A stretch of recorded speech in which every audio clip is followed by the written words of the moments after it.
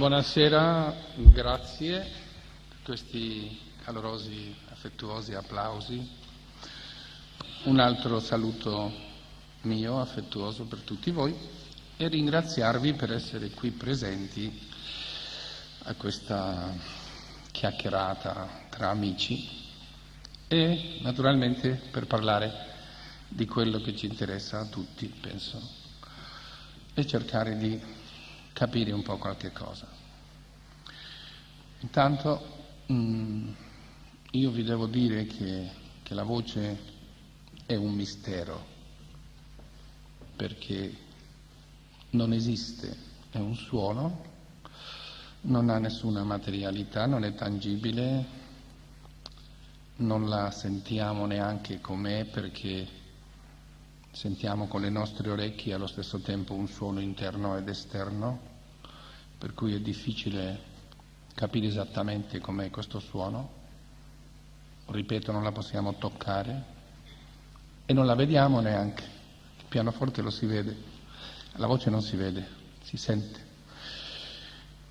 E questo è il mistero della voce, eppure è lo strumento più affascinante che esiste, penso, perché noi siamo lo strumento. Perciò è uno strumento che deve essere maneggiato da sensazioni interne, perché non abbiamo la materialità. Perché si parla sempre e non si spiega mai come né perché? Perché si parla sempre di voce in maschera? Naturalmente c'è una ragione.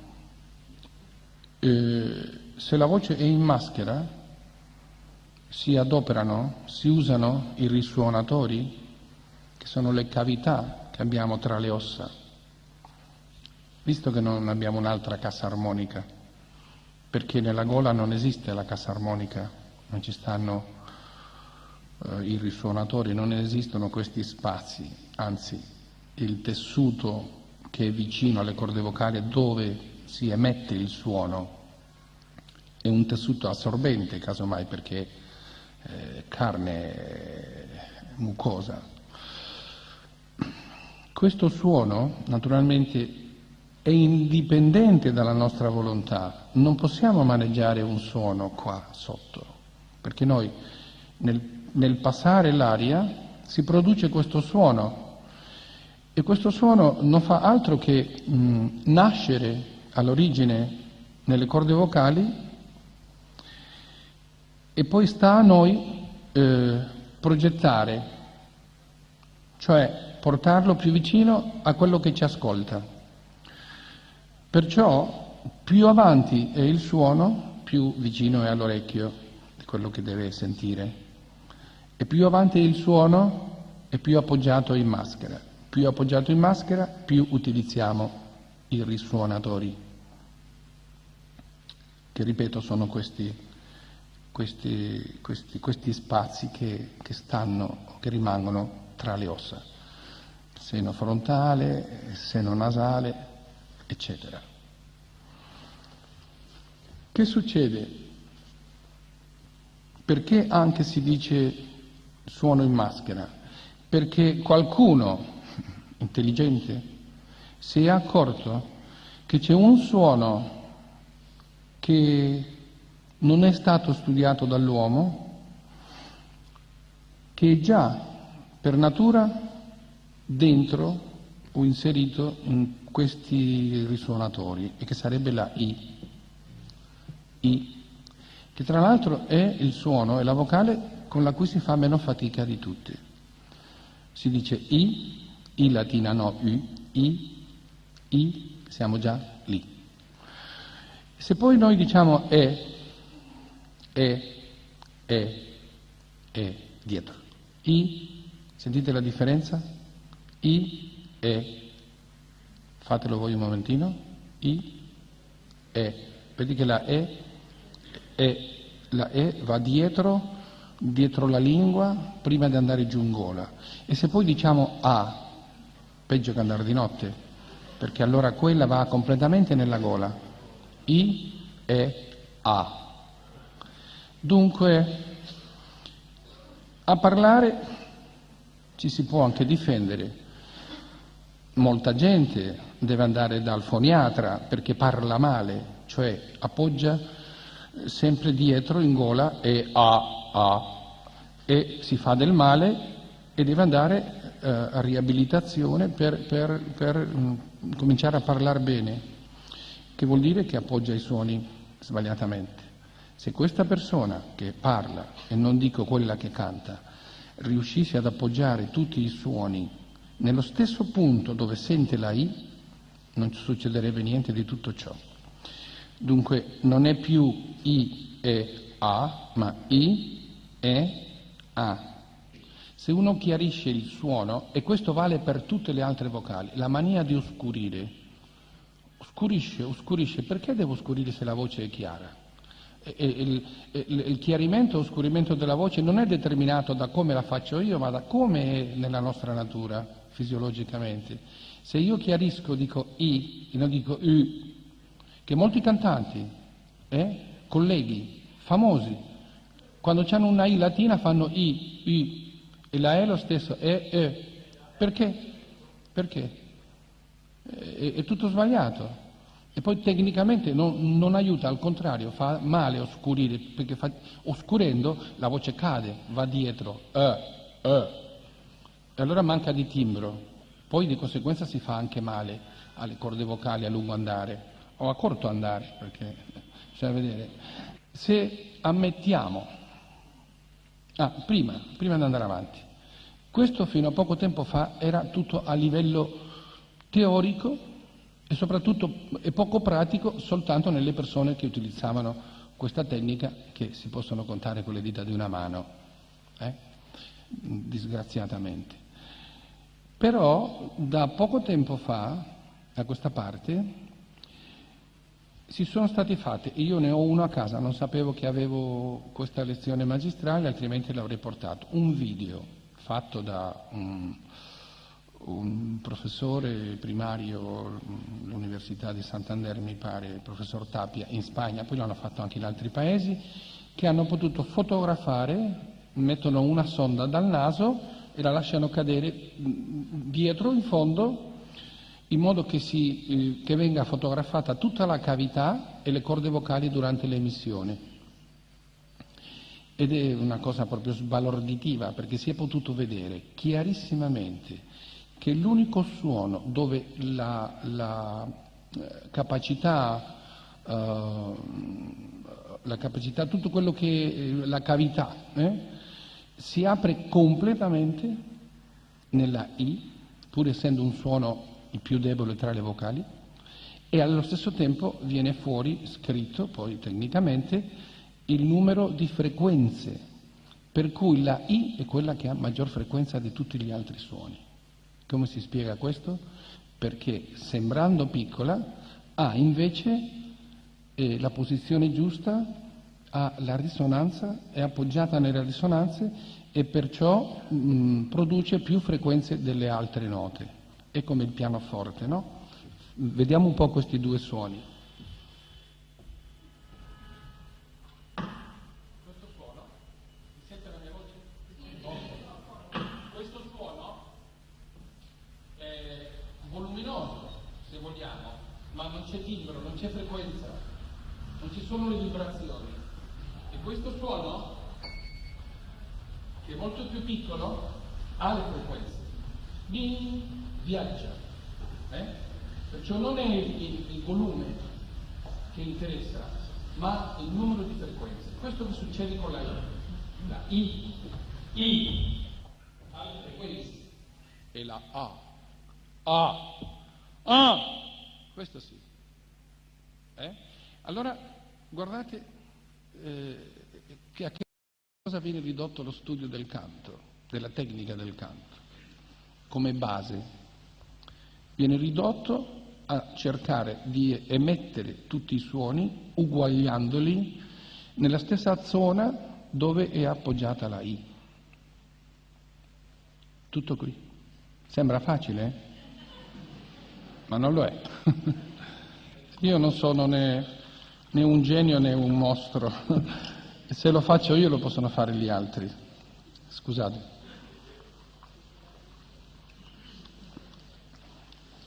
Solo che forse non c'è stato nessuno che lo abbia detto, o pochissimi che lo abbiano detto. Infatti questa è una tecnica in disuso. Io per esempio ho l'esperienza quando ho debuttato qui a Roma, ho conosciuto Lauri Volpi, sono andato a casa sua tramite un amico, dice no ma io, cioè, questo amico era uno spagnolo, voleva essere sicuro che lui non ne capiva molto e voleva, non so, voleva stare tranquillo che le cose andavano bene e mi portò da Lauri Volpi e Lauri Volpi stesso mi accompagnò al pianoforte, quella è la donna mobile e dice questa è la tecnica giusta. Oggi non canta più nessuno in questo modo, però questa è la tecnica che si usava. E l'unica cosa che mi ha raccomandato di stare attento al repertorio, mi ha detto per carità lei faccia sempre il suo repertorio perché se lei rimane in repertorio con questa tecnica lei canterà a lungo. Perciò era uno che sapeva il fatto suo. Tutti abbiamo dei difetti, tutti abbiamo delle virtù e io credo che Lauri Volpi, a parte il modo di cantare, che naturalmente qualche anno fa si cantava in un altro modo, a parte il gusto, lo stile, che appunto ognuno può pensarla come vuole, io credo che Lauri Volpi avesse una buona tecnica. Forse sa che cosa succedeva? Che lui che a me ha detto lei deve cantare il suo repertorio, lui cantava un po' tutto, perché allora si usava così. Cioè lui che era un tenore piuttosto eroico, secondo me, faceva anche il repertorio leggero perché allora studiavano anche in modo da, con quel falsettone che si usava, che lo usava anche Gilli e poi Tagliavini, potevano fare un po' tutto. Naturalmente era un falsettone, oggi si può discutere, ma allora andava benissimo, solo che secondo me sia lui che sia Gilli, quando cantavano il repertorio leggero con quel falsettone, non solo era falsa la voce, ma erano fuori stile. Era un leggero, come potrei dire, manierato strano, che allora si usava, non succedeva niente. Oggi non si può cantare in quel modo. Comunque, per conto mio, Lauri Volpi aveva una buona tecnica di canto impostata su queste cose qua, presso poco, e poi lui respirava in un modo perfetto, perché è stato lui a dirmi che la respirazione dovrebbe essere intercostale diaframmatica, per una semplice ragione. Se io quando respiro apro le costole, la membrana elastica che è il diaframma si distende totalmente, si elasticizza al massimo e diventa tesa il più possibile per appoggiare appunto la colonna d'aria. Questo è importantissimo. Allora si respira, si aprono bene le costole, tutto attorno, e lì si appoggia la voce e si continua a spingere fuori per cercare durante l'emissione del suono di mantenere la membrana tesa. È sbagliato, scusatemi se c'è qualcuno che la pensa in un altro modo, è sbagliato mentre si canta comprimere lo stomaco, perché se io metto indietro lo stomaco durante l'emissione, che succede? Questa membrana invece di essere tesa come si dice, si costringe, e perciò mancherebbe l'appoggio. Per mantenere l'appoggio della colonna, la membrana diaframmale deve essere completamente tesa, il più possibile. E questo durante l'emissione bisogna spingere al di fuori. E questo, così in poche parole e povere, è tutto. Poi ci sono un sacco di accorgimenti, di esempi da fare durante lo studio, durante le lezioni. Per esempio bisogna pensare a tante cose che magari così a semplice vista sembrano cose stupide, però il canto non te lo puoi spiegare in un altro modo, non è il pianoforte che uno ha dove appoggiare il dito, no, qui no. Allora bisogna adoperare un linguaggio un po' di fantasia e naturalmente chi non ha questa facilità di lavorare con la fantasia troverà sempre difficoltà, e molta direi. Per esempio, io dico una cosa, se noi pensiamo che in qualche parte della testa, diciamo così, tra i due occhi, sopra il naso, per cercare anche psicologicamente di avere questo spazio vicino più possibile e anche fisiologicamente e fisicamente più vicino alla maschera. Se immaginiamo un buco, un piccolo buco, da dove deve uscire questo suono, la voce. Questo buco non cambia mai, deve essere sempre uguale, la stessa misura. Se il buco è fatto per la I, come sembra, la I ci passa perfettamente, perché è fatto su misura. Invece la E, che è più voluminosa, e la A più ancora, sono più grosse, non passano. Allora è logico che se io per un'arte magica potessi diminuire, farla dimagrire, farla più chiara e più alta, il suono della E e della A passerebbero. Questo è chiaro. È una cosa impossibile da fare, ma non è vero, tutto è possibile. Allora cosa devo fare io se io voglio piazzare in questo buco la E e la A? Devo pensarla più piccola della I, e perciò la devo chiarire per alleggerirla, e pensarla più alta della I, per farla passare sopra, perché è al di sotto. E la A ancora di più, perché la A è più grave, è più pesante, è più indietro, più alleggerita, più chiara e più alta, come se io cercassi di crescerla. I, E, A. Allora per aiutare a chiarire, a portare alto, io dovrei fare uno sforzo proprio a livello muscolare, cioè questi muscoli che stanno sopra, come si chiama questo? I zigomi? Ecco, questi muscoli che ricoprono, muscoli, forse non ce li abbiamo, molti non li hanno perché non li adoperano, dovrebbero tirare su, man mano che la vocale o il suono è più pesante, per alleggerirlo, e man mano che vogliamo andare più negli acuti. Perciò se la I la facciamo normalmente I, la E deve essere di più alto questo, e la A ancora di più. I, E, A. Io sto esagerando adesso per farvelo capire.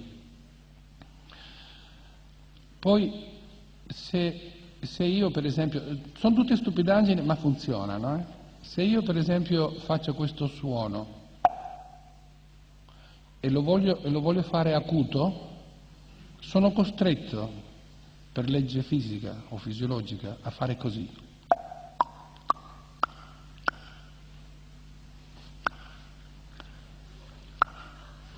Se no, se io non alzo e lascio tutta la cavità più aperta possibile, ecco perché quando molti cantanti fanno no, è tutto aperto dentro, capito? Molti fanno stretto, no? È tutto qui sopra aperto, sopra, La gola non c'entra.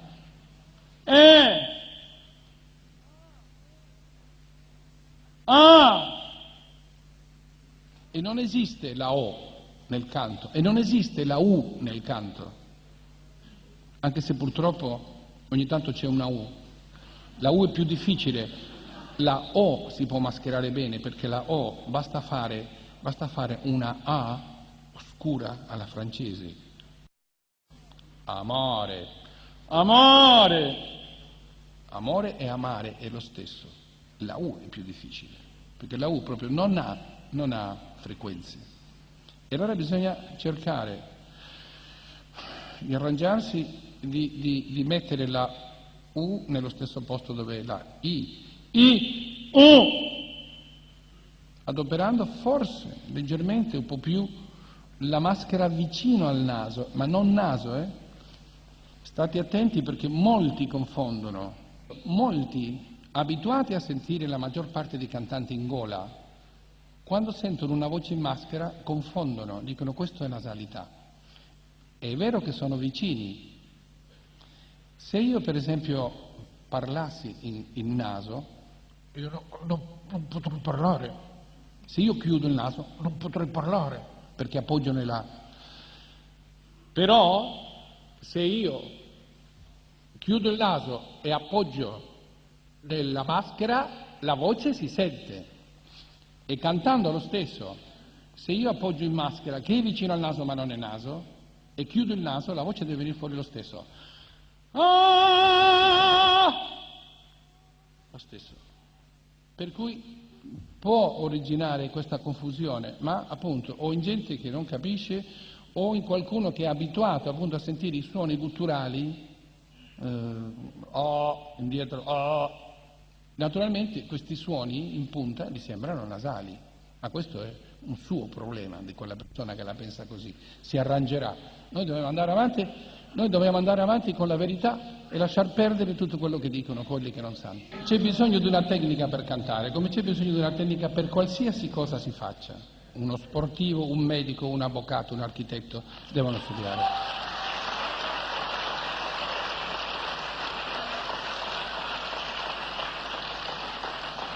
Se no bisogna portare qui tutti quelli che senza studio hanno fatto una grossa carriera. Portatemeli qua e allora darò atto. Dunque andiamo avanti. Dicevamo appunto tutti questi esempi che si possono dare, no? Un altro esempio che si può dare, e ce lo danno le corde di uno strumento tipo il pianoforte, no? Cioè, il pianoforte ha le note basse che sono lunghe e le note acute che sono corte. Ma noi possiamo servirci anche di questo esempio. Se noi pensiamo, per esempio, che abbiamo le corde vocali qui e non qui, perché qui intanto non le possiamo maneggiare, possiamo manipolare la voce, la possiamo manipolare quando l'abbiamo in maschera, attraverso la colonna d'aria e la pressione che si esercita su questa colonna d'aria. Allora, servendoci dell'esempio delle corde del pianoforte, per esempio, noi cominciamo a cantare normalmente e a un certo momento cominciamo ad andare su. E cosa dobbiamo fare per andare su ed arrivare sugli acuti? Accorciare la corda. E questo come lo possiamo fare? Con la pressione. È una pressione che spinge, continua ad spingere e diminuisce questa distanza, che noi la facciamo diminuire con più pressione, più compressione e perciò, come si chiama, corda più corta. L'aria viene più compressa e perciò più veloce, più rapida, è come un fiume larghissimo che a un certo momento si stringe e le acque corrono più veloci. E questo per me è come se fosse lo stesso esempio. Allora, se io per esempio con questa mano prendo le due mani, uno contro l'altra, e premo per fare pressione e lascio un leggerissimo buco, guardate che cosa si sente. Perché? Perché ho fatto una grande pressione e ho lasciato un leggerissimo buco dove uscire l'aria, e questo è lo stesso, io faccio più pressione e naturalmente più pressione comporta la corda più corta e perciò l'acuto più acuto. Ci sono tante cose che poi man mano vengono in mente mentre si fanno gli esercizi. Un'altra cosa che è importante è pensare, contrariamente a quello che dicono tutti, di non abbassare mai per cantare. Quelli che cantano con la bocca rotonda e scendono giù col mento. Anche qui bisogna utilizzare un po' di cervello, chi ce l'ha, chi non ce l'ha è meglio che se ne vada a casa, e pensare che invece di articolare con la mandibola di sotto, non si può fare, ma bisogna pensarlo, articolare con la mandibola di sopra, per evitare di chiudere, perché se io scendo, chiudo qua sotto, il suono non può venire bene, non è possibile. Invece se io cerco di rimanere fermo con la mandibola di sotto e muovere quella di sopra, che non è vero che non si può fare, però che io posso fare con questi muscoli, allora qui sarà sempre aperto. Vedi che si può fare U, però lì, se no non si può. Ecco, questo è importante anche questo. Perciò non si può, secondo me, cantare con questa bocca giù tutto il tempo. E difatti quando vedo soprattutto studenti così come il concorso Callas l'altro giorno per esempio, si vedevano questi mezzosoprani per esempio che siccome probabilmente il maestro aveva detto no tu devi oscurire perché sei mezzosoprano, cioè a vedere se è vero che era mezzosoprano, tu devi oscurire, poverini oscurivano, perdevano qualità, c'era quel buco famoso, la voce e poi, quando avevano l'acuto, erano costrette, senza rimedio, per natura, ad aprire, a spalancare e aprire la bocca all'insù, per chiarire. Se non chiarivano, non andavano su. Ecco il famoso esempio che ho fatto prima. Io non posso andare nell'acuto così. Non è possibile. Devo chiarire aprendo e tirando su e comprimendo l'aria. Ecco. Bravissimi. Dunque, presso poco, questa è un'idea della base del canto. Poi, naturalmente, ognuno ha un proprio problema, ognuno ha qualche cosa di diverso, pur pensando che lo strumento è uguale per tutti, solo le caratteristiche di ognuno cambiano. Ma lo strumento, il maneggio dello strumento deve essere unico per tutti. Non esistono strumenti diversi, esistono qualità diverse. Chi è lirico, chi è leggero, chi ha un problema qui, chi ha un problema là, ma non si può pensare che ognuno di noi ha uno strumento diverso e perciò ognuno ha bisogno di una tecnica diversa. Il fatto che molta gente possa cantare anche con tecniche sbagliate non vuol dire niente, perché esistono voci di ferro che possono cantare in qualsiasi modo, talmente dotati che qualsiasi cosa facciano cantano, però i difetti se uno li va a cercare li trova, difetti poi ne abbiamo tutti, parlo di difetti gravi e difatti questo della I è un difetto veramente molto comune, anche i più bravi, i più famosi cantanti. Quando senti la I dice questa è perfetta, la E meno e la A meno e le vanno in gola. Perciò quando arrivano certe note acute, perché tosca sei tu, è difficile per tutti, perché steccano quasi tutti lì. Perché fanno tu e gli va dietro la voce. E lì bisogna più che mai dimenticare che c'è una O e pensare a una A scura. Tosca! Io ho detto Tosca, ma non ho detto Tosca, io ho detto tasca, solo che l'oscurità, se pensi alla O ti va dietro ta. Ecco, sembrano trucchetti e forse lo sono, ma è così, di qua non si scappa. E attaccare il suono dall'alto in basso. Lei pensi che il suono se lo fabbrica qua lei? Se no viene e tocca in gola. E deve pensarlo fuori dalla testa e poi dentro. E lei avrà sempre gli attacchi puliti. Altrimenti, se lei pensa che attacca con la gola, attaccherà veramente con la gola e si farà del male e non è una cosa stilisticamente perfetta, è brutto. Questo è brutto. Anche se lo fanno in molti, ma è brutto.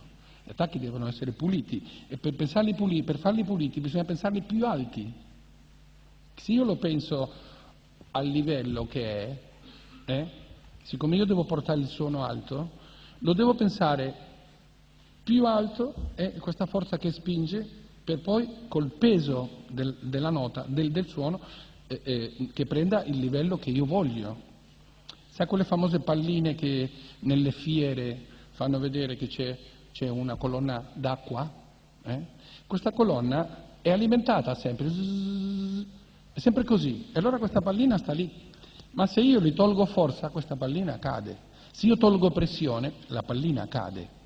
Perciò il canto è sempre questione di continuità di pressione. Non posso dire ah e poi basta. E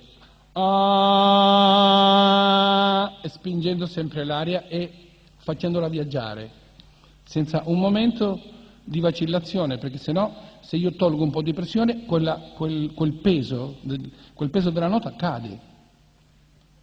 Ecco perché il canto alla fine stanca, perché è una successione di suoni, l'uno legato all'altro, in continuità. Anche quando si scende, si va su, che molti cantanti pensano al do, e quando hanno fatto il do il resto, no, invece il do è importante, ma più importante è il si e il la che stanno sotto, perché sono in funzione l'uno dall'altro. Difatti la preparazione di una nota acuta è più importante della nota acuta, perché se non si prepara bene la nota acuta forse non viene neanche. Quando c'è una frase importante che finisce in un acuto è tutto in funzione di quella nota, la preparazione per arrivare a quella nota. Se io voglio andare a quel piano superiore, se io non ho gli scalini per arrivarci non ci arriverò mai. E se vogliamo essere coerenti con questo discorso che ho fatto io, e io per conto mio lo sono, è tutto questione di pressione, basta. Cioè io quando arrivo a quel famoso passaggio, fra virgolette, non ci penso neanche, io continuo a premere e ad allargare più in alto, più pressione e più largo qui. Pensare che anche la testa cresce per dargli più spazio, no? È come quando lei, non so, va per la strada, attraverso il marciapiede di fronte vede un suo amico. Lei non gli fa, non gli fa, e fa spazio qui. Se no non lo sente quello. Se li fa, è quello che fanno molti cantanti, no? Hanno paura, perché hanno sentito sempre dire a maestri, no, chiudi, raccogli, gira, fai il passaggio, fanno i vomiti. È tutto questione di pressione ed allargare qui per creare la cassa armonica, creare uno spazio. Sì? Ancora la respirazione, ma quindi durante l'espirazione noi dobbiamo spingere all'ingiù, insomma. No, all'infuori. Sì, perché se io allargo tutto quello che è la circonferenza del corpo a questa altezza, è come se ci fossero al di fuori delle forze che continuano a tirare al di fuori, no? Non le ho, queste forze non le ho al di fuori, le ho al di dentro, per cui devo spingerli. Come? No, mai. Prego. Il canto, che è la cosa più semplice del mondo, la fanno diventare la cosa più complicata del mondo. No, io non sono d'accordo. C'è un cambiamento di registri, se lei vuole, cioè registro basso, medio, acuto. Ma non esiste un cambiamento di posizione, non è che abbiamo una gola qui, un'altra qui e un'altra qui e passiamo l'una dall'altra. Abbiamo una sola zona da adoperare e lì non si possono fare cambiamenti. Cambiamenti come si fanno? Artificialmente? Questo non fa altro che chiudere. Anche le note di petto che voi donne fate con quella facilità sono sempre alte, cioè bisogna conservare questa posizione allo stesso tempo che si abbassa qui per avere quella risonanza bassa.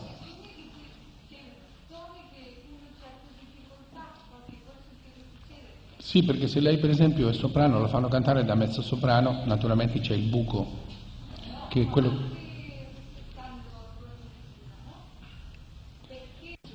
Prego. Criticava il falsettone di Gigi e di Lauri Vola, dicendo che non è più di moda. Io vorrei domandare una cosa, ma la mezza voce di Gigi, che era sublime, non è nemmeno più di moda? No, la mezza voce non è di moda perché nessuno la sa fare. Io non ho parlato di mezza voce, ho parlato di falsetto, e questo falsetto c'era. La mezza voce è tutta un'altra cosa. Se ammettiamo che quando si fa la I si apre al massimo tutto quello che è la cavità, e poi se ammettiamo anche che gli altri suoni devono essere messi nello stesso posto della I, il problema non c'è più, perché è già alto. Non c'è dubbio che tutto quello che abbiamo dentro collabora. Non c'è dubbio che una parte di quella voce che si ascolta al di fuori, una parte di risonanza è anche la bocca, perché come anche la cavità faringea. Questo non c'è dubbio, però questo non lo possiamo evitare, è al di fuori delle nostre possibilità, non possiamo maneggiare niente. Dove unicamente possiamo maneggiare è nelle risonanze, se noi siamo coscienti che la I è all'altezza maggiore e che facendo I chiarano I è tutto aperto, fisiologicamente, per cui le altre note per via di forza devono andare nello stesso posto. E se si sente un po' di laringe, pazienza, un po' si deve sentire, però per esempio sì, si deve sentire perché il suono si emette lì, però un conto è sentito, come dicevamo prima, un conto è A e un altro conto è A, che viene dall'alto ma che tocca qui per forza perché il suono si emette qui. Una cosa è appoggiare, un'altra cosa è il passo, il passare del suono attraverso le corde vocali.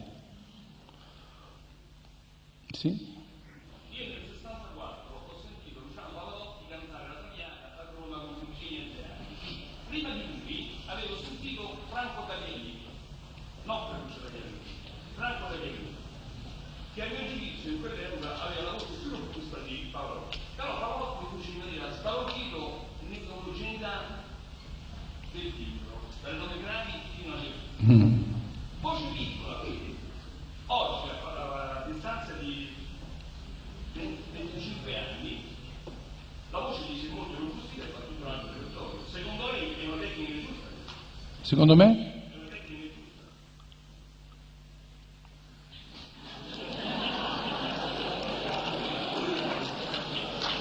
Secondo me, guardi, lasciamo a parte Pavarotti, secondo me la tecnica giusta dovrebbe continuare a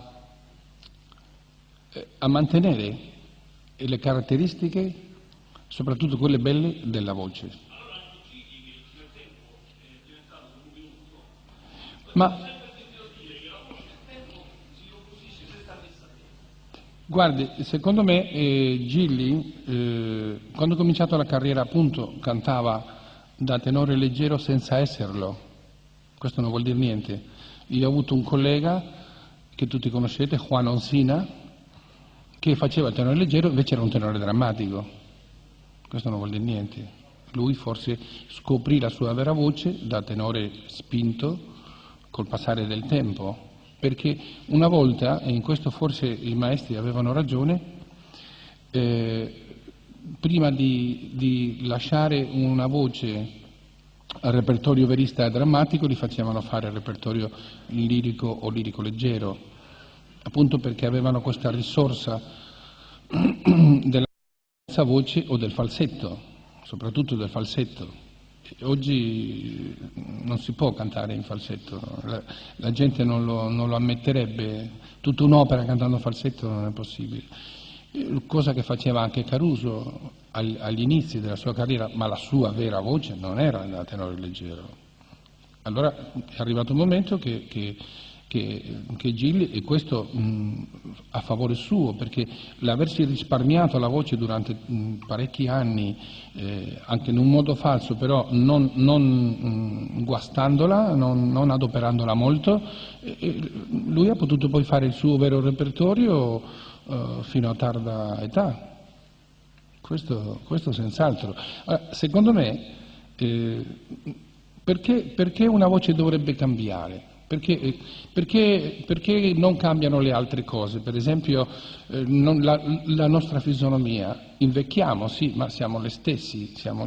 No? Io non posso diventare 3 volte più alto di quello che sono adesso, o 1 volta e mezzo, no, sarò sempre presso poco le stesse misure, posso ingrassare di 3 kg, posso diminuire di 5, però siamo sempre lì.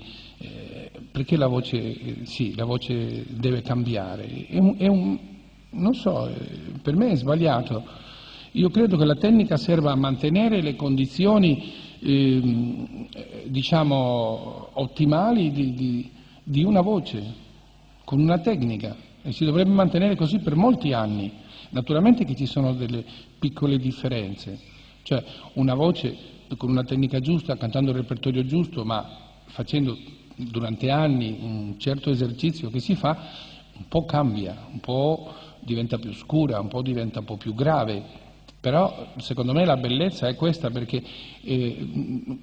questi tenori X che hanno cominciato la carriera da tenori lirici appena che facevano la bohème in tono, che Gelli Ramanina in tono, e dopo 5 anni dovevano abbassare di un tono, e secondo lei questo è giusto? E lì c'è qualcosa che non va. E che cos'è che non va? Che hanno ingrossato troppo la voce, il centro, e hanno perso il tetto, e questo non è logico, questo non è normale. Un tenore che si rispetti deve avere sempre il do, credo. Prego.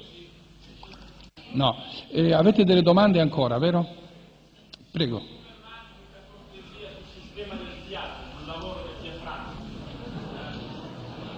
A lei non ha capito ancora?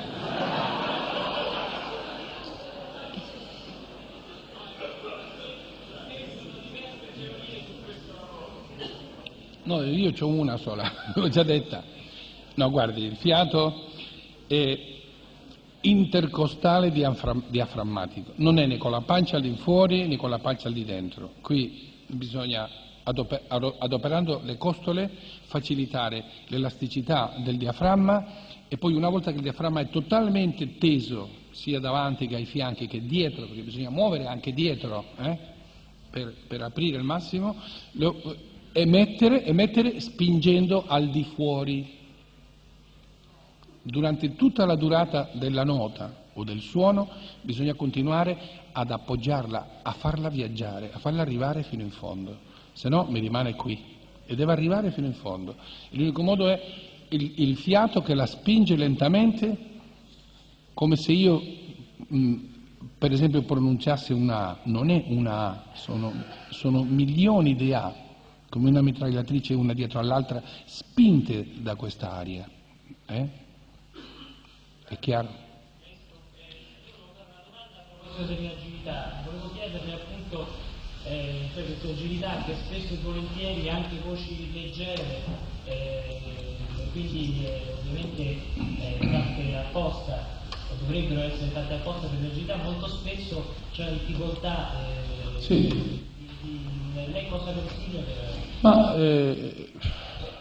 sì, ha ragione lei, perché molte volte si sentono delle voci leggere che fanno schifo quando fanno l'agilità, perché non le sanno fare assolutamente. Ma lì è questione di applicarsi, lì è questione di un giorno, e 2, e 3, e ore, però sempre dentro all'impostazione, cioè l'impostazione è un canale, è sempre dentro a questo canale, e soprattutto legate. A me queste agilità, no, non so. E poi soprattutto purtroppo noi latini, parlo di spagnoli, italiani soprattutto, abbiamo la mania quando cantiamo di mettere tra una nota e l'altra questo che non vuol dire niente, anzi taglia questa continuità del suono con la conseguente stanchezza, col pericolo di disimpostare e tante altre cose, e di perdere il canto legato. Perciò è un suono dietro all'altro e dovrebbe essere non è che si fa molto quando si canta, purtroppo. State attenti, cercate, questo aiuta, questa continuità del suono aiuta al canto legato e all'impostazione, alla proiezione della voce. Prego.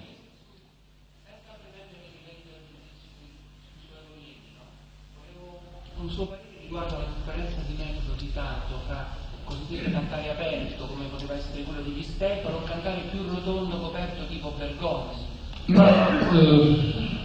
Non posso parlare di metodi di canto perché quali sono i metodi di canto? Per me non esiste un metodo di canto, esiste una tecnica di canto e dovete perdonare la mia presunzione, per me la tecnica giusta è questa.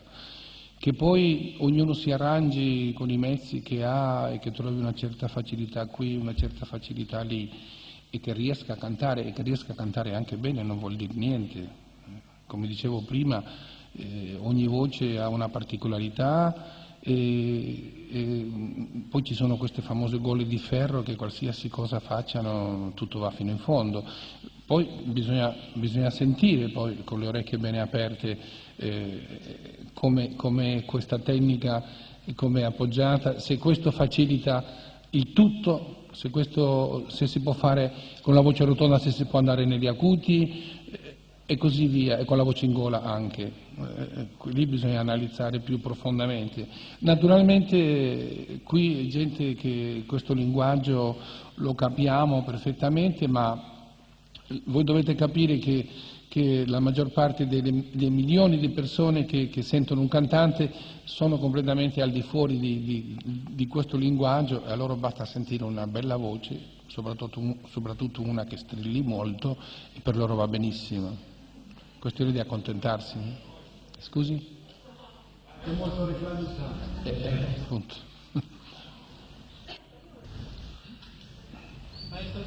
Che succede nelle mezze voci? Ecco, io mi aspettavo questa domanda da un momento all'altro, ma non arrivava mai, dico voglio vedere se qualcuno l'ha. Ecco, la mezza voce, ecco, qui c'è uno dei famosi controsensi del canto, che è pieno di controsensi. Che succede? Per diminuire una nota, no? E poi rimanere su quel suono diminuito, bisogna dare più pressione e meno volume. È difficile, eh? E meno volume. Cioè, più aria, più compressione e chiarire la nota per diminuirla di peso. E bisogna farlo contemporaneamente. E non è facile. Scusi? Naturalmente, facendo questo lavoro che si fa sempre, perché anche nelle note basse, se uno vuole, soprattutto all'inizio, se vuole familiarizzare con questo sistema di canto, dovrebbe essere già un po', non completamente tirando su, ma un po' come se fosse leggermente arrabbiato, no? Uno che sta così, no? Sì, e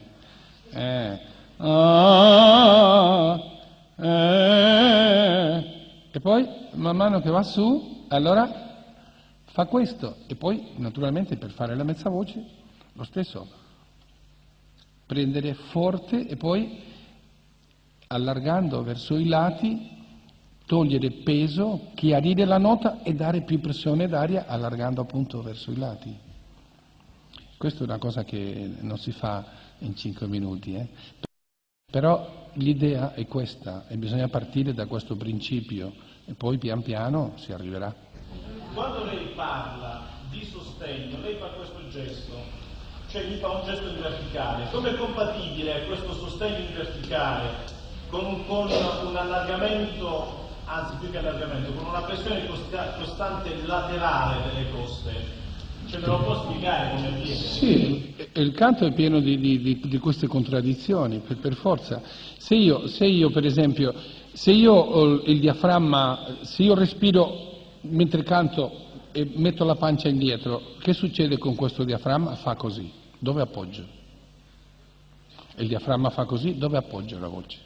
Perché maestro, è quello che non dice di portare la pancia in fuori, bensì di mantenere la pressione costante. Appunto, sì. Tutti i lati, perché il diaframma stia teso il più possibile, e qui io appoggio la colonna d'aria e poi...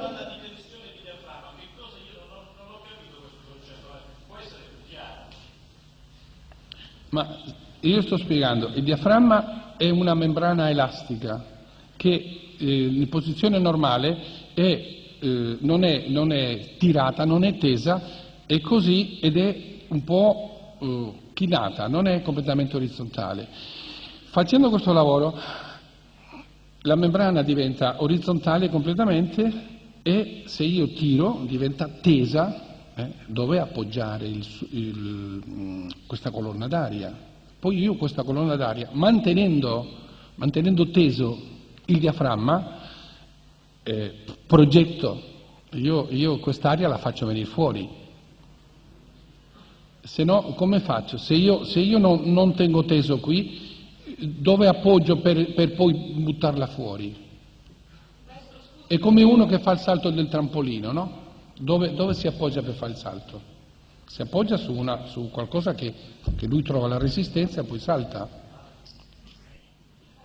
Guardi, avete mai visto un bambino di pochi mesi nudo sul letto che piange? E che cosa muove il bambino? Le costole. E cosa fa il bambino quando piange? Come fa? Wah, wah, wah. E dove appoggia? È qui, nelle risonanze. E questo bambino, state sicuri che non diventerà mai afono. I genitori si butteranno dalla finestra disperati, il bambino piangerà per giorni, notti intere senza diventare afono, perché sta adoperando il sistema fisiologicamente perfetto, cioè sta respirando normale, sta aprendo le costole per distendere il diaframma e poi sta mandando questa colonna di aria ai risuonatori che abbiamo in faccia. Più chiaro di così?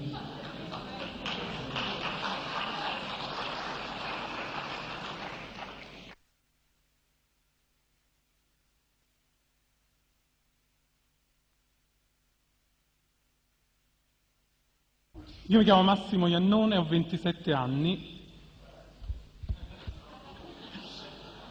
e ho seguito uno stage del maestro che ha fatto a Fiesole circa 6 anni fa, come voi, anche se però era uno stage per la verità un po' più lungo, quindi ci fu più tempo per mettere a fuoco quelli che sono, diciamo, i principi della tecnica del maestro. Naturalmente, sentendo queste cose assurde, tipo che non bisogna essere rigidi, bisogna abolire la U, bisogna abolire la O, io ho pensato, il maestro Krauss è un matto.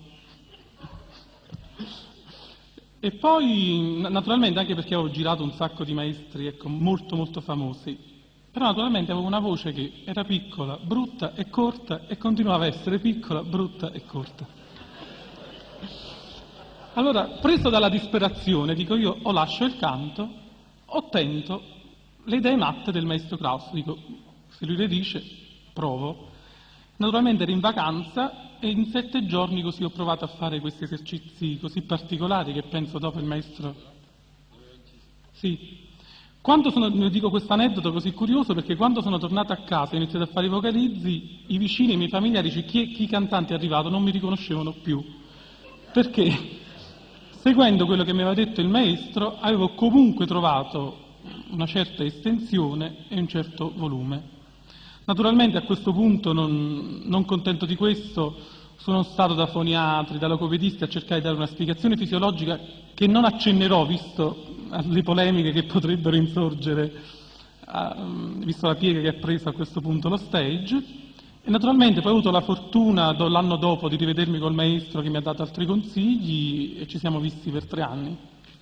E voglio così anche approfittarne adesso pubblicamente per dimostrare la mia gratitudine che ho al maestro, perché io adesso lavoro all'Accademia di Santa Cecilia e quindi devo dire, se mi sento realizzato come cantante, come artista nella vita, devo tutto a lui. Grazie maestro.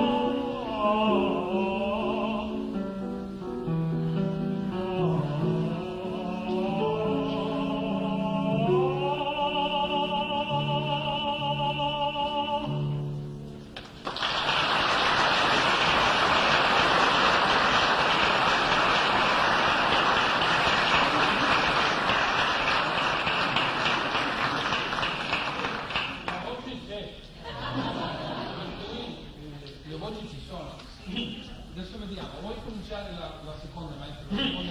La seconda strofa.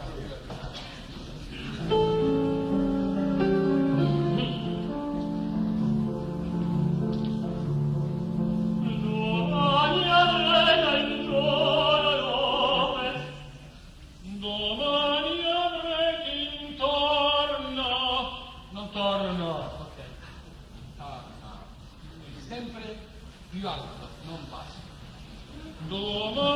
E non to. To. Cioè finale non aumentare, semmai diminuirlo. Domani avrete intorno. È troppo Torno. vicino là. Domani avrete intorno. Domani avrete intorno. Senza spingere. Torno. E andare più alto con l'ultima. Torno. Domani avrete intorno queste sorrisi e fiori che penserete ai vostri vecchi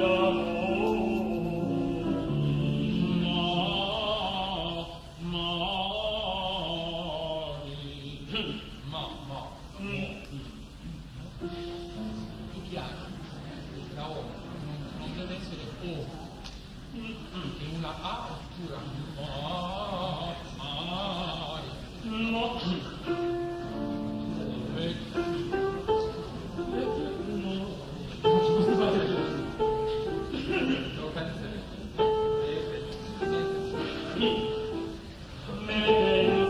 penserete ai vostri vecchi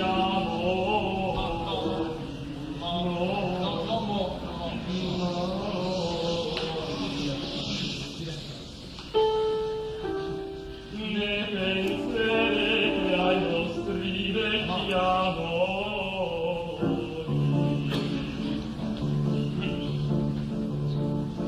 ma sempre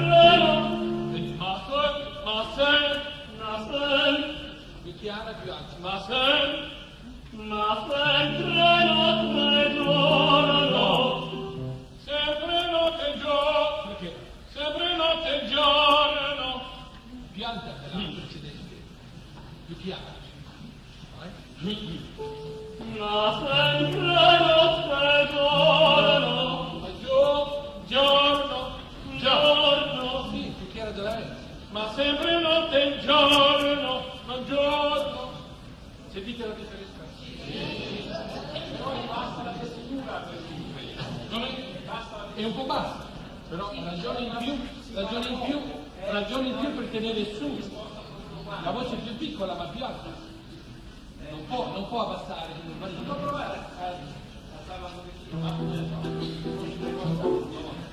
per lui sarebbe meglio, ma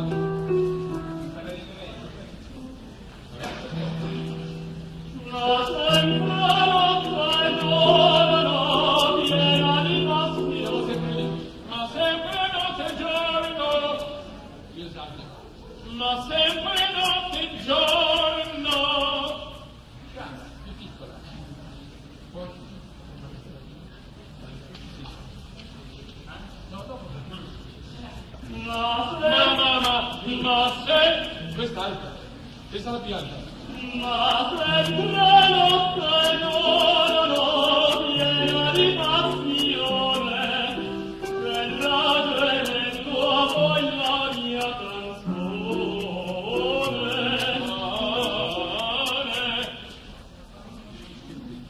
Avanti,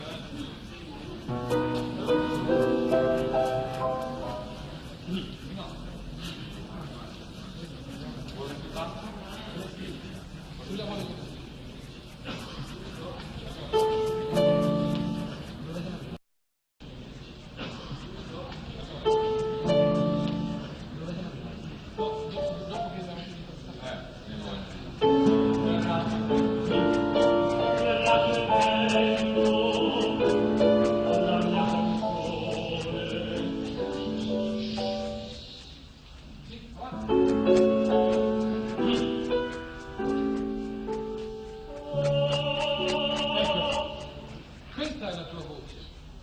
farne più grandi di questo.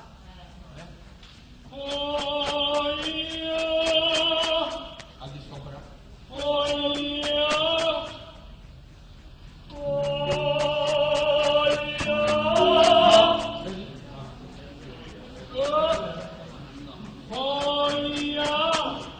Aiutami con questo. Il piano.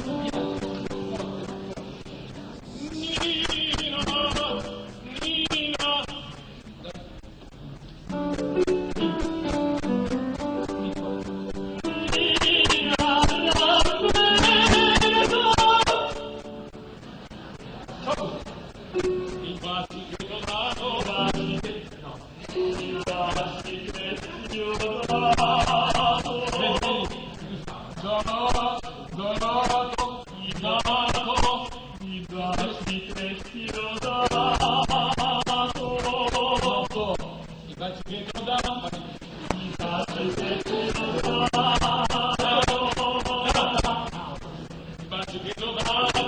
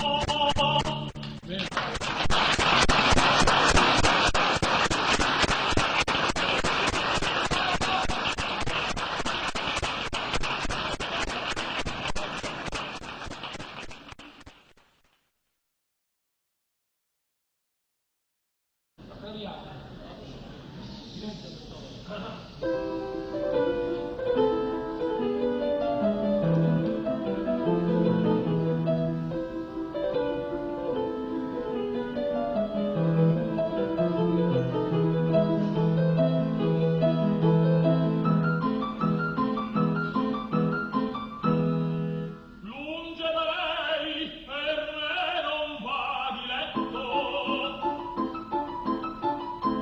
volaron già 3 lune da che la mia Violetta agi per me lasciò dovizie, amori e pompose feste, ovaggi abbezza, bene astiamo ciascun di sua bellezza. vogliamo fermarci? Andiamo qui per studiare.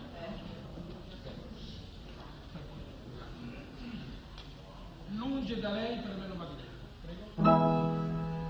Lunge da lei per me non va di letto, lunge da lei per me non va di letto, letto per me non va di letto.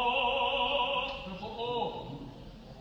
Ed è anche più forte della precedente, quando deve essere sempre, anche come stile, Di letto, esagero, ma l'ultima non deve essere mai più forte della precedente, perché è fuori stile. È troppo oh. di letto. La regola è che ogni vocale va messa su quella prima. Se la è prima è giusta, la 8 è messa sulla E, cioè come ragionamento voglio Dovrebbe, ma non sarà mai perché tu fai Di letto, non sarà mai. Se tu correggi questa forma, allora sì. di letto, allora la mia è giusta, ma di letto, letto, Allora sì. Più alto. letto. Più piccola, più chiara, più alta. Vedrai. Evitare, perché facendo così comporta immediatamente l'oscurimento della nota e la pesantezza della nota e si sente la differenza. Letto, Sto esagerando, per farlo capire. letto, letto. Più alta, più piccola. E allora alzare qui, sono le ali. Piano, vai, fai. Lunge da lei per me non va di letto, di letto, Questo è bello. Sei più libero? di letto, Sì, ancora. di letto. Meglio. E un po' meno forza nella O. Letto, Andiamo avanti.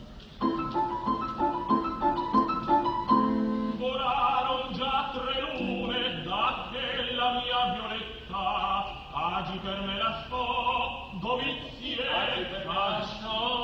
agi per me lasciò dovizie, amori, agi per me lasciò dovizie, amori, amori, amori, amori, e pompose feste, e le pompose feste, e le pompose feste, Più alto. e le pompose.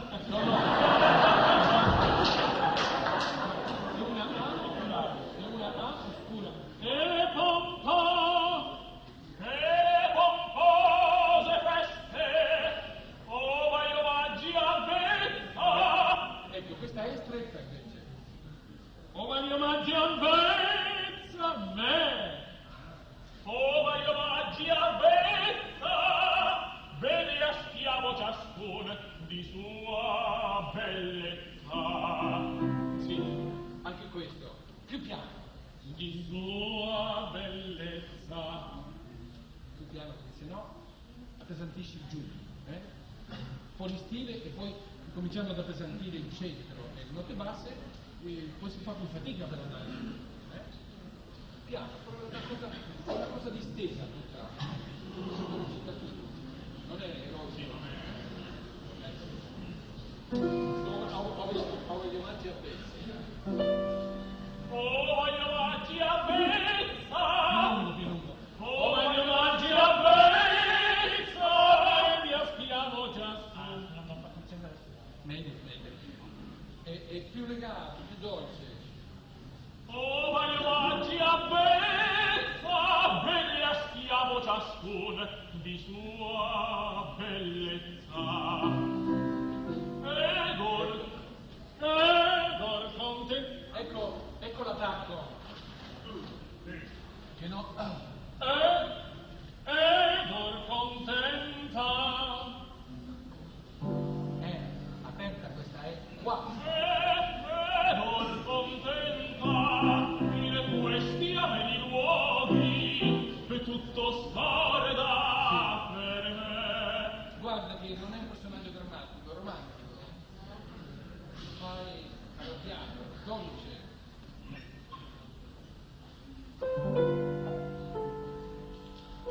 In questi ameni luoghi,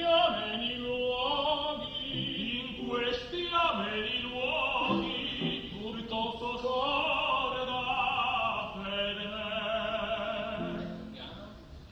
Qui presso La E deve essere più alta della I. qui presso io rinascer mi sento. Vedi? È proprio la continuità del suono nell'emissione alta. Qui presso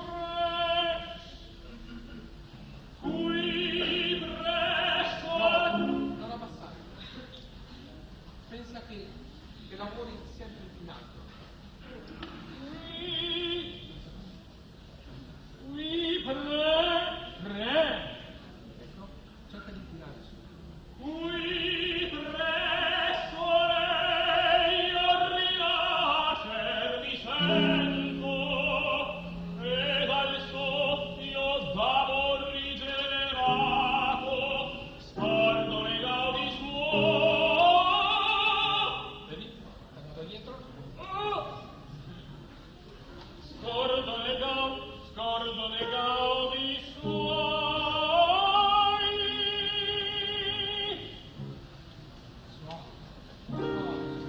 Suono,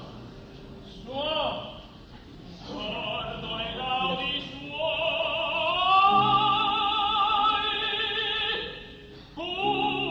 Rimane sulla I. Di tutto.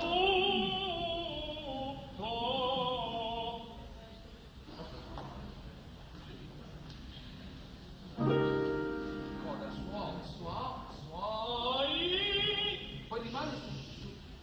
Devi fotografare quel momento dove ti senti la I. Scordo le gaudi suoi.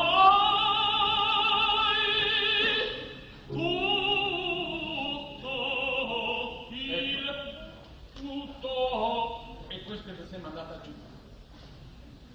Ecco, lui ha bisogno dello specchio. Ha bisogno dello specchio per correggere questa forma di fare la bocca, soprattutto con la O. Fai di nuovo la frase. Scordo. Se tu fossi riferimento da te. Scordo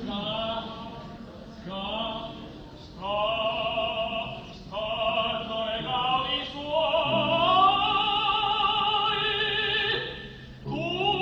No, troppo grossa. Suoi.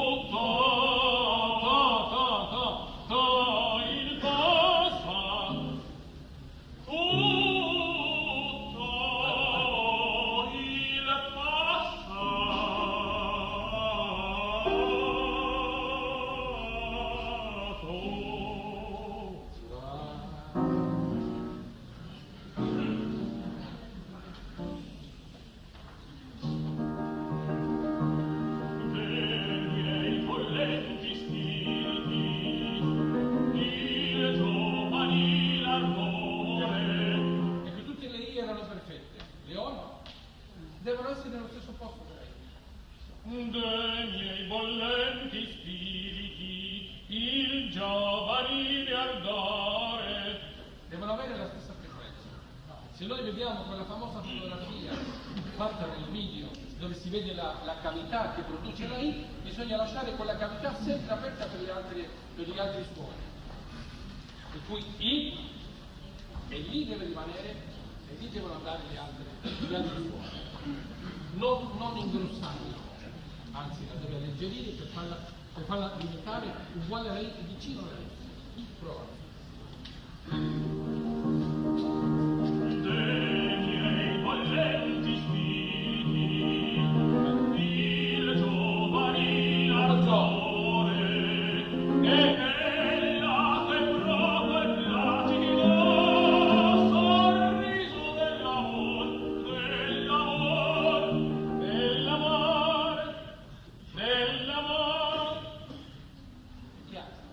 E si fa meno fatica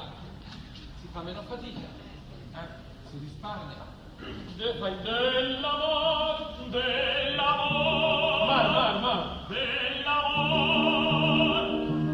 dal vite di sé che vivere, io voglio a te. Ecco, non trascurarmi questa è troppo importante. Io voglio a te, fedel, io voglio a te, fedel, io voglio a te, fedel. Vedi che una fedel, metti la posizione della A e pronuncia una E. io voglio a te, fedel, io voglio a te, fedel, nell'universo in me vorrei abbi. Fai troppa fatica. Come la piace? Nell'universo in me memore, Senza fatica, senza spingere. Se chiudi, allora c'è una contrazione e non ci sta capendo. memore, Prova. dell'universo in me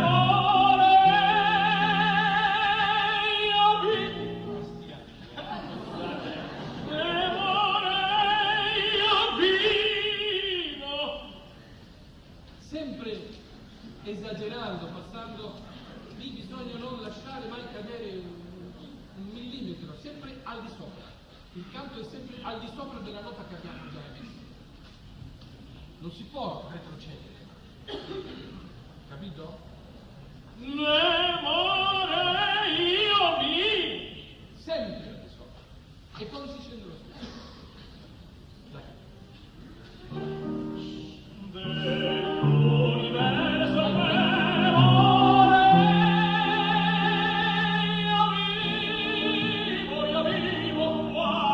io vivo quasi in sé, dal che disse vivere io voglio a te, fedela, sì, io voglio a te, fedela, sì.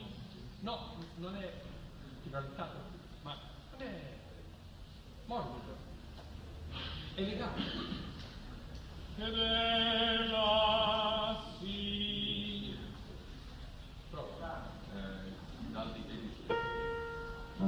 di che disse vivere io voglio a te, fedela, sì. Alto. Dell'universo in me vorrei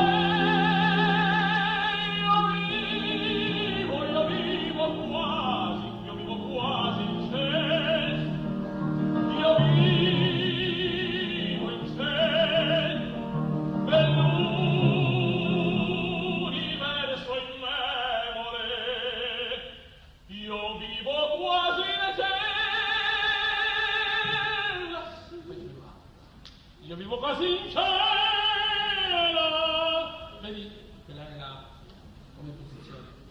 Qua. Io vivo quasi in cielo. Sì, io vivo quasi in cielo. Io esagero adesso, poiché altro non lo faccio perché non ho bisogno. ma bisogna farlo quando si comincia, e che lui tra l'altro deve correggere questo difetto di cantare così, che riporta la voce tutta indietro, sta più di qua, lavori molto di qua, e con la forza.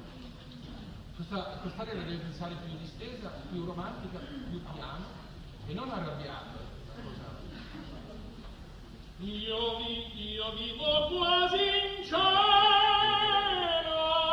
sì, io vivo quasi in cielo, cielo. Oh, alza. Devi cominciare a muovere questi muscoli. Sì, no? Io vivo quasi,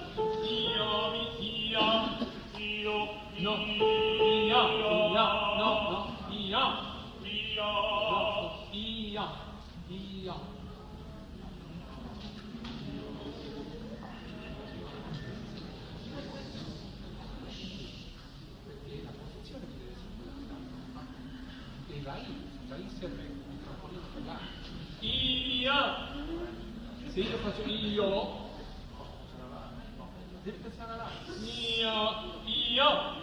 Io vivo quasi in cielo, io vivo quasi. Qua, una A chiarissima, alta. Non c'è il passaggio, mi senti il passaggio? No, non c'è, perché non c'è. Se tu fai go, allora sì, cerchi di fare un passaggio, ma perché? Se ce l'hai. Io vivo qua. No, qua, normale. Qua. Qui. Qua. Una A chiarissima, come il bambino quando piange. Io vivo qua.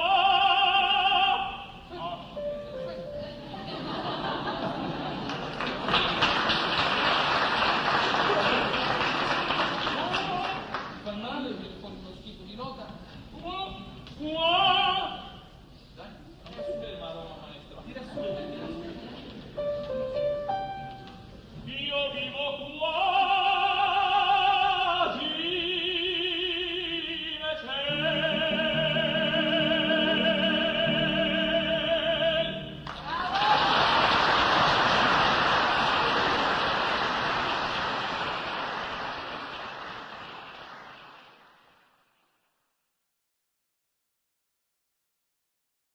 Io prima di tutto sostengo che non esistono crisi di voce ma crisi di maestri, per cui sì,